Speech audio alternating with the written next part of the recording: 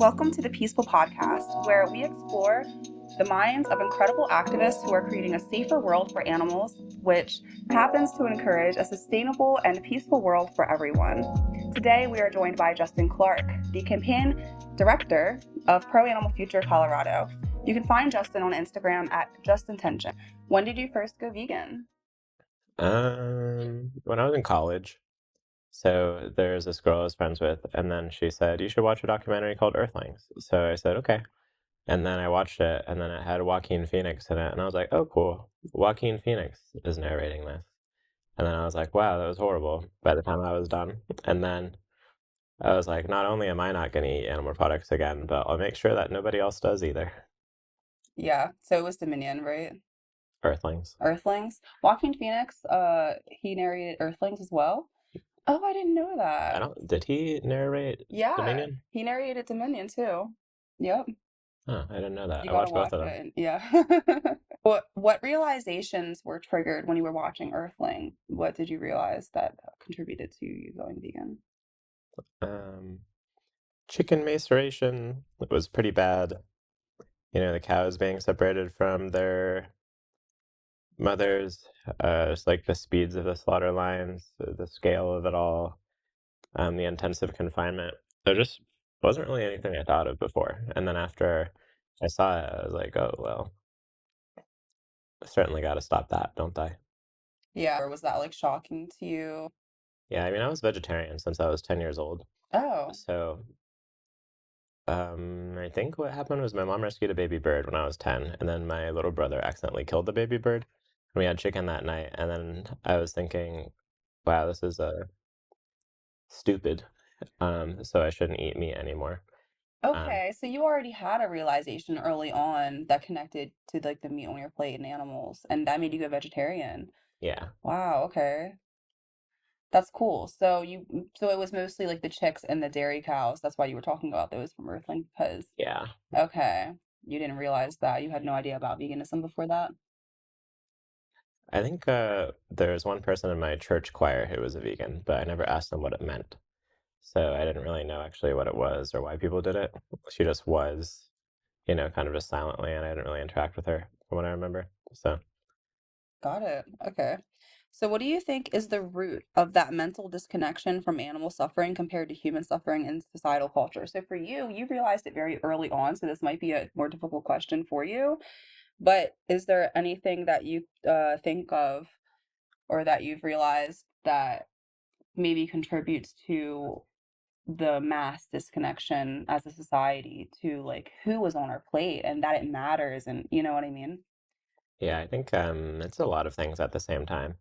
I think that one is people like to think that they make decisions just based on logic and reason, but they really don't. I think that they make decisions based on what they see the most and what's normal and what their friends and family believe.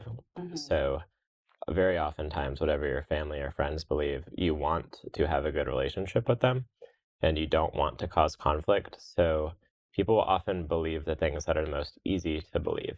So if people enjoy eating food in a certain type of way, or they enjoy eating certain stuff, then they will melt reality to match a mold that they want, even if it doesn't make any sense. And I think that the way to get around that and make people make those connections is we have to have people who care about animals in positions of power and constantly integrated into other like-minded groups. So we have to become part of their like tribe, so to speak, and we can't isolate ourselves. And we have to show people that this is significantly bad, and we will, if you help us, then we will help you. And yeah, I think that is probably the best way forward. We also can't allow constant advertising and for the government to just have a bunch of people in it that don't care about animals and are willing to bow down to corporations and factory farms who give them campaign donations and influence politics. Like, we have to have ourselves in there, or else they're going to keep gaining momentum and get way more ahead of us than they already are, which is significantly ahead of us. And there's a lot of potential that I feel like people are not using politically because people understand that a lot of these practices are bad, but they don't have any reason to stop doing these practices. There's no social pressure, there's no political pressure, there's no pressure from just seeing something. So often there aren't candidates who are prioritizing this. So it just falls into the background because it's not something that people feel compelled to care about. There's no social cost or personal cost to not caring about this thing, whereas in almost every other domain, there is a personal or social cost Mhm. to not agreeing with things that matter. Yeah, definitely. It was really shocking to me, like when I was watching Dominion and I realized like what I've been doing all of this time and how I never really questioned it and how like how non-empath like unempathetic I was towards the animals that I would exploit. And it's very much because of like what you said about like social conditioning. It's just like a part of the culture and you don't question it, right? Yeah, So exactly. yeah, because you don't have a reason to. And it was shocking to me that I would be that type of person because I was someone who did question things often. And so I was like, how have I not thought of this before? And it's because it didn't affect me personally. That's why I never questioned it. So I definitely, I think that's a huge part of it for sure. Yeah. If you could say just one thing to meat eaters, what would it be? Give me money. We need money in the animal rights movement. We are not well funded. So if you are hell bent on continuing to eat animal products, I wish would be cooler if you didn't. But we're also taking volunteers. We're also taking donations if you want to stop this. Whatever way you're willing to stop factory farming, as many of them as possible, just let me know and I'll make those pathways open for you. Definitely. Even if you're not willing to give up anything personally, you can still help the cause if you care about animals at all. Yeah, that's awesome. Yeah, I mean, you'll give up something, time, money, me, discipline, whatever you have. Right? We need it as much as you're willing to give. So how about to vegans who aren't active yet? What would you say to them to help motivate them to become active? I would say that I feel like there should almost be like a minimum. And I know that by Hmm. boycotting animal products, you already are doing more than the vast majority of people. However, as sad as it is, it's unfair, but you actually do have to do more. A lot of these things are not that hard. If you are only active for like a few days, if you only want to be active for a few days a year to help animals, then you can join your local Democratic Party. You can become a delegate for candidates, and you can talk to the candidates and tell them that you're not going to vote for them unless they have some kind of pro animal policies. You can become a precinct organizer with your local Democratic Party. And then, when convincing people to vote, you can tell them that you want them to vote for their local candidate who is endorsed by an animal rights organization. You can pass out flyers just a couple times a year to try to get people to vote for them. And then you'll get voting power and other types of power within the Democratic Party. And that's just doing a few things a year, like going to long meetings if you're a delegate, or doing like some kind of short get out the vote effort if you're a precinct organizer. So it's not that hard, and you can get power relatively easily from doing that. So if you have a vegan potluck, that's great. Get everyone in your vegan potluck to get positions of power in their local Democratic Party, and you'll do a lot more for animals than you're already doing. So what would you say to your fellow activists who are already active? Anything that you think that most activists don't know that they should know, or whatever it is that you would like to say. I would say that not all, most forms of activism, I would say are valid. Hmm. It's going to take a lot of different strategies, a lot of people in different places doing a bunch of different things in order to protect animals. Yes. I would say stop tearing each other down. I mean, there's going to be a Yes. balancing act.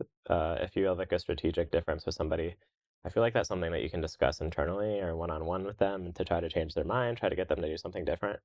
But I feel like big public like takedowns of other organizations based on strategy, I don't really think is effective. And if you want people to do better, try to do the thing that they're doing and do it the way that you want. Like, nobody's stopping you from making your own organization or trying to advertise it. Mhm. So, advertise your wins, get people to join. If your ideas are good, people will join you. Like, Yeah. we don't talk smack about other animal rights organizations.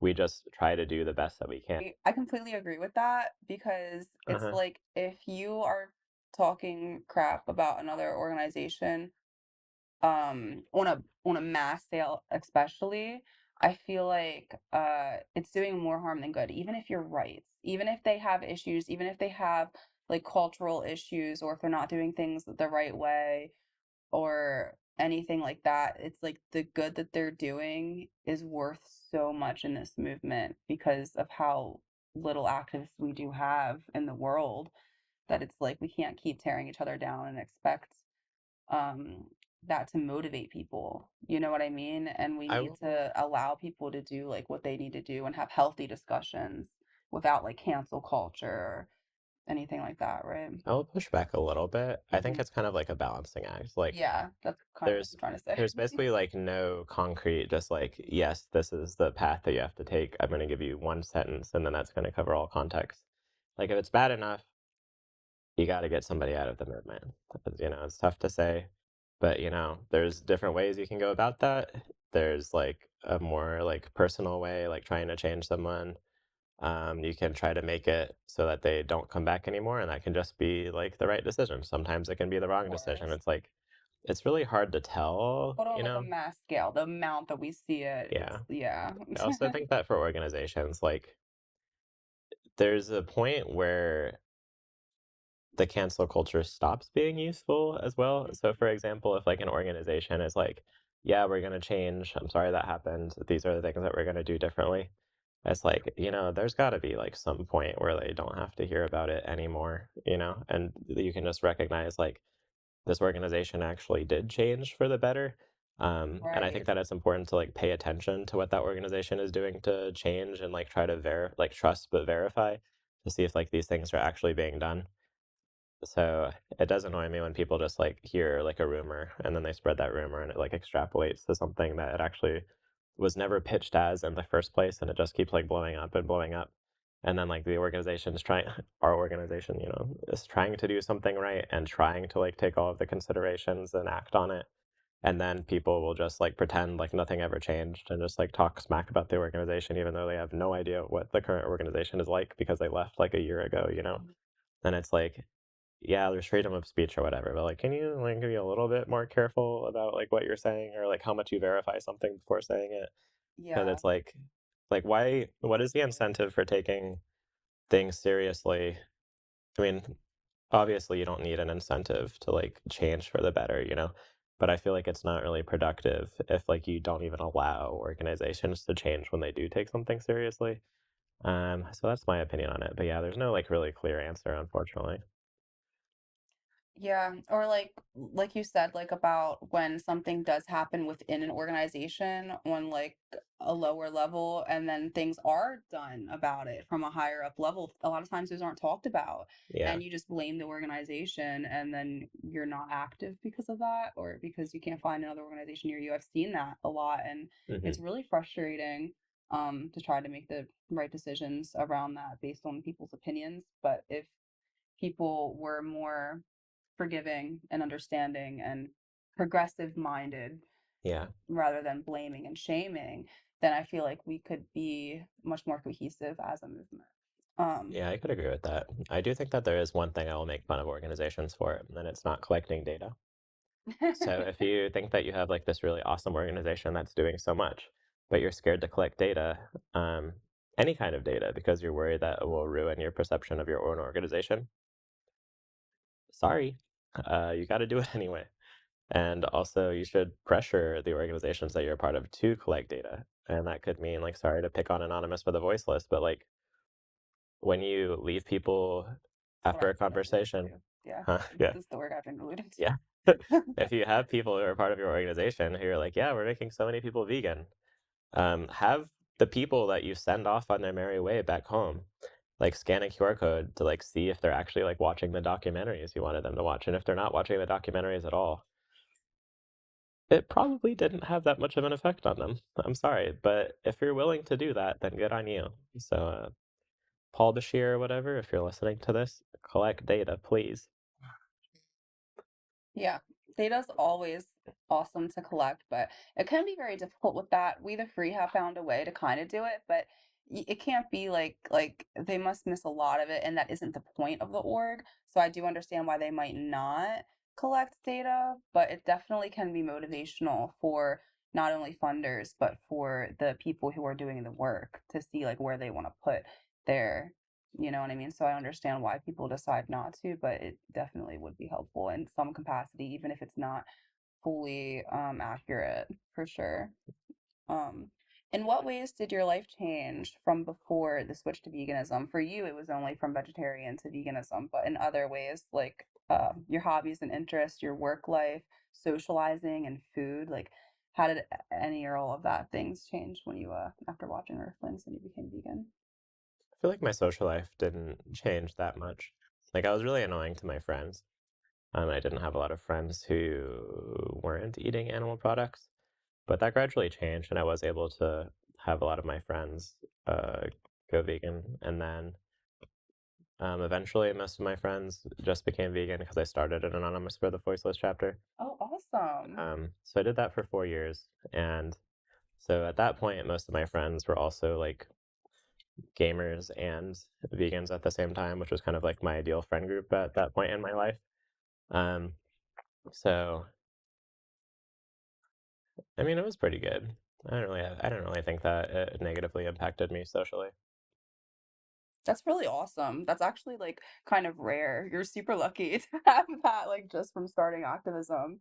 That's really awesome for you and your friends. Uh so your work changed with like you volunteered, you started focusing more on activism. Social life didn't change too much. And for food, how do you think it was like super easy to switch from vegetarian to veganism? Or was there anything that was like difficult at first? No, Yeah. honestly, I actually thought it would be really difficult when I first started. Mm. And then within 2 weeks, I felt like I was completely used to it and I understood what I wanted to eat every day and like fell into like new patterns and stuff. This might sound kind of mean, but it seems kind of like pathetic to me looking back on it. It was like so easy for me. I know I went from vegetarian to vegan, but come on, like you can figure it out. It's so simple. It's literally like two or three small things, basically, for the most part. Yeah. So, And I didn't have money either. I was a poor college student, so yeah, no excuses, especially now, today, with all the options. some excuses, but you'll survive. Yeah, so did anyone in particular inspire you as an activist when you were starting to become active? I mean, kind of, because my friend from college I wasn't that close with, but she asked me to watch the documentary, so I watched Earthlings. Mhm. But then I don't feel like I really communicated that much with her afterwards. I kind of just like watched it and then immediately decided that I wanted to be an activist. So I started doing Facebook and Instagram activism, which was going like pretty well. And then my friend Brad from Florida wanted to start an Anonymous for the Voiceless chapter. We both lived in Fort Myers, Florida at the time. And I told him to not do it because Fort Myers is a conservative city and I thought that it just wouldn't be successful. Hmm. So he did it anyway. And I just decided to tag along with him and like Good. co-organize it just because I was like, well, if this is going to happen anyway, then I might as well give it the best chance it has at succeeding. And then we both liked it a lot. We felt like it was pretty successful. We had a lot of conversations and a lot of people came out to our first one. And then it kind of just started ballooning from there. Like I know that all of the data for Anonymous for the Voiceless is like completely fudged and we are part of that. But we had so many conversations and we had such a high attendance for the Fort Myers chapter for such a long time that I would like look at the data for the other chapters and from what I remember, we were like one of the most successful chapters in the world, I think. Not like Really? I, I don't remember what I consider to be like the Right. most Yeah. successful, but we had lots of people and lots of conversations, like way more than it seemed like almost any other chapter. So we were doing pretty good as far as like that kind of those kind of numbers. Awesome. So, what forms of activism do you find to be most important or impactful, and why? All right, let's smack talk other organizations now, right after we said, no, I'm just kidding. Um, I mean, I'm with Pro Animal Future because I think that Pro Animal Future is not the most effective right now, but I think that it will be the most effective Hmm. relatively soon because we're a relatively new organization. We started in 2023 and we F around and find out often, but we learn a lot from our mistakes. We're not like afraid to lose. That's part of it. The only thing is we have to collect data when we lose. So we did the fur and slaughterhouse ban. We got on the ballot relatively easily, but those both failed in Denver. And then we did a foie gras ban, got on the ballot relatively easily again. Now we're doing one in DC. We're experimenting with electioneering. So basically, we're trying to make a durable political movement for animals. So, like, when people talk about animal farming and politics, we're the people they come to. We're going to have lobbyists. We already have two lobbyists. Um, we're going to be supporting candidates, putting out voter guides, getting on the ballot, like really flexing how much capacity we have for volunteering and getting things done Hmm. to the point where we're hoping that when a candidate is running, they're like, I have to get the pro animal vote. I have to get the pro animal voter block because that's the only way that I'm going to win. If my opponent gets it, then I'm going to have so much capacity against me. We basically want to be the equivalent of huge donor money, but we replace the huge donor money with volunteer capacity for candidates so that we can become a big political force for animals. Yeah, and I feel like you definitely will be in the future, and it's important to make all of your failures now while you do have a smaller amount of resources and you're not as well known, and so Yeah. you can learn as much as you can. And then, but yeah, like, so first, before I ask any more questions, like, what is pro animal future? What is like what are all the different sects that you do, uh, to help animals? And what is like if you have like a main motto or whatever, you share that For before we Animal get deep into Future, it. for Animal Future is a combination of small donors, volunteers, and I don't remember what it says on the website, but basically we do ballot initiatives for animals. That's what we started with, and then we got into lobbying in Portland. And what is And we a ballot initiative and lobbying? A lot of So a people don't ballot know. initiative is when you get a bunch of volunteers together or paid people if necessary. In Denver, it's not super duper hard to get on the ballot with only volunteers, even though not a lot of other groups can do it, it seems. But you collect a certain amount of signatures to reach a certain percent of the voting population in whatever city you're in. And then you submit that to the Board of Elections, and then they count up to see how many valid signatures you have. And then if you have enough for that particular city, then you get on the ballot, which is that thing that you check yes and no's on. Um, and then if enough people vote yes, so over 50%, then that means that we create a new law for animals. And then lobbying is a kind of vague term, but it basically means trying to influence politicians' decisions. And for us, it would be influencing them to support pro animal policies. And this is huge. I mean, if we can get laws made for animals, that means that we don't have to change every single person's individual mind. So it's kind of coming from the other end of the spectrum, to protect animals rather than from individuals, but from systematic changes, which is I think a really important pillar, and I think it'll be like hugely influential in the future when we do have more support on our side, and these topics aren't as taboo to people, which I think is already beginning to start happening, which is great to see. Um, so how did you get involved with Pro Animal Future? Um, it was a really bizarre coincidence. So basically, I became a van lifer and I ran out of money in Colorado because I couldn't get a remote job that I wanted. And then I was like, all right, well, I like Colorado, so I'm just going to live here now. And then I was like, where do people live in Colorado? They live in Denver. So I lived in Denver. And then right when I got there, there was an event going on called Colorado Convergence. And then I talked to somebody there and I was like, hey, what do people do in Colorado after Colorado Convergence? And they're like, oh, they collect signatures for the fur and slaughterhouse ban. And then I was like, cool, what's that? And they told me, and then I was like, all right, I'm gonna do that. And then I just did that so much that, um, long story short, I eventually just became the campaign director. Um, that simplify is a very complicated story, but yeah, that's basically what happened. Okay. So there was one thing that you said during the pro animal meetup that we had here in DC recently.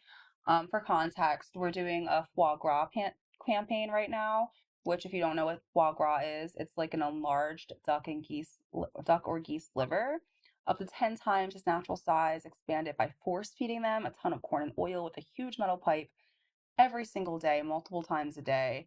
And it's mostly in like rich hotels around here or wherever. We're trying to get it banned here in DC. We're doing great on the numbers, on track to get on the ballot. So hopefully we can make that happen and it'll pass. That's what we're working on now. And during one of our meetings, you were saying when you were talking about Pro Animal Future that we're leaving a lot of power on the table if we don't go through this route. Can you like say more about that? Yeah, so right now, I think that the animal rights movement, this is an oversimplification, but they mostly focus on education. And the point of the education is to make people go vegan. Hmm. And if that's the only strategy they're using, then they're missing a lot of potential for other strategies to take effect on different portions of the population who might be more resistant to going vegan, but might accept something else. So when we're trying to make people go vegan, there's so many different reasons that we say people should go vegan, like uh, moms being separated from their babies, chicken masturbation, dumping of baby pigs, um, tail docking, on and on and on and on. And for us, we're like, I want all of these things to make people go vegan. But in their minds, oftentimes I believe they're thinking, I want all of these things individually to stop, but I don't want to stop eating meat. Hmm. And if we're not giving the option to people to end these individual practices, then I feel like animals are just going to be suffering for no reason. And these are also opportunities for us to get our foot in the door politically. Hmm. So if we try to gain political power with the goal of trying to make people go vegan, then I feel like it's going to be very difficult to get those positions of power because we have an ask that people don't want to concede on. But if we have more reasonable asks politically, then people are like, yeah, I'm on board with that. Do you want to be my friend? Do you want to come to my thing? Do you want to endorse this candidate? Do you want to endorse that candidate? Can you volunteer for my campaign? I'll do this if you do this thing for me. And if the ask is too big, you don't get those opportunities. You don't get to be looked at as someone who knows a lot about a particular issue. People won't put it into their platforms. Um, so you're just leaving yourself away from the table because you want to put your foot in the ground and say, this is the only thing that I'll accept. I won't accept any progress unless it's everything at the same time. Hmm. And as long as you do that, I believe that people will ignore us. Yeah. Yeah, a lot of people, right? I feel like yeah, we need something to get us in the door politically if we want to protect animals. Yeah. Like most people think that murder shouldn't exist, but there probably is a lot less murder considering it's illegal. You know what I mean? So Yeah. it's like we need to get in that conversation, and being in that conversation gives us a lot of PR. It makes people take the movement more seriously. Yeah. So it's just another angle that we're coming at it in, and I feel like it's super important and really awesome what you guys are doing. What Pro Thanks. Animal Future is doing.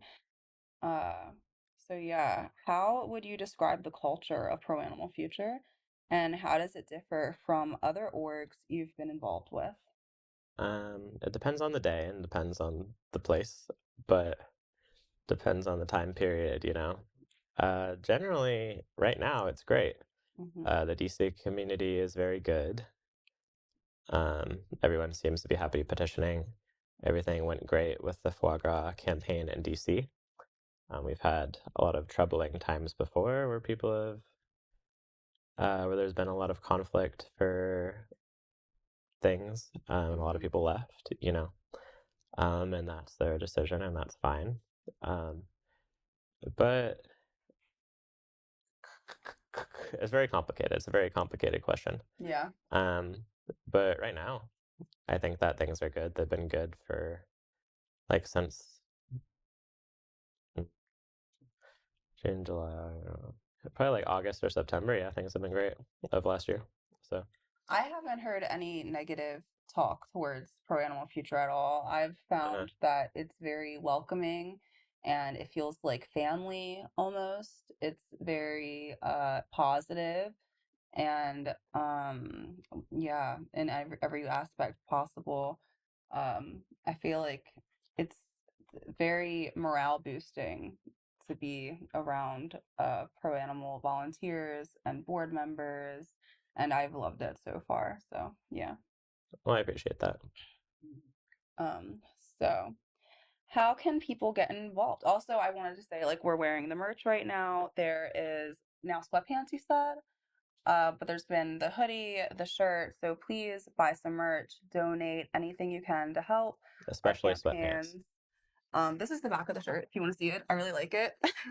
Because people, another thing you said is that like people are against factory farming, Uh-huh. and if we can use that to help propel to help animals, it will not only make buying meat and animal products more expensive, Uh-huh. it'll change the way that people view these issues. So it sets up a society. Like if we can get these ballot initiatives to start passing, that which it seems like it is very hopeful. Like watching the hearing last night Yeah. for Portland for foie gras. Um, if that can happen, then it seems like it kind of sets up society to go at least more plant forward, making them more open to the idea of veganism, which we desperately need for our movement. So, yeah. But yeah, how can people get involved and donate? Like, what's the website and everything? If you just go to proanimal.org, then there will be a bunch of fun little links at the top that'll say like volunteer and donate and stuff. And if you click those happy little links, then it will take you to places that will help us. And then I'll see that you signed up, and then I'll be like, hey, do you want to come to this cool event? I would recommend coming to a social event first if you're a little bit nervous about volunteering, to see if we're cool enough to volunteer with. And then I think that you'll find that the events are fun, because we're not just doing tons of work. We also have a bunch of social events at the same time to build community. So if you only want to do those temporarily until you kind of like get a feel for the people you'll be working with, then that is okay as well. Hmm. So there's the main chapters right now are just three, right? DC, Denver, and Portland.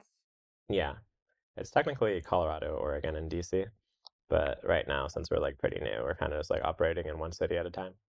Oh, okay, got you. So if someone wanted to like start their own chapter in their area, would they be able to do that, or should they just join ours? And they can also help through like online means, like there's online Mac actions that you Yeah, can get connected through, like their newsletter that you can sign up for online, things like that, right? So yeah, check yeah, it out and see where you can get involved. We're very friendly, so you can contact Justin probably through or someone on the board through there if you wanted to get involved. Um, yeah. We also have a social media working group, Oh, and the yes. social media working group does a lot of stuff. So you're like, oh, well, I'm not that good at social media. Then you can just comment on stuff, and that's Mhm. fine. Whatever you're willing to do is good.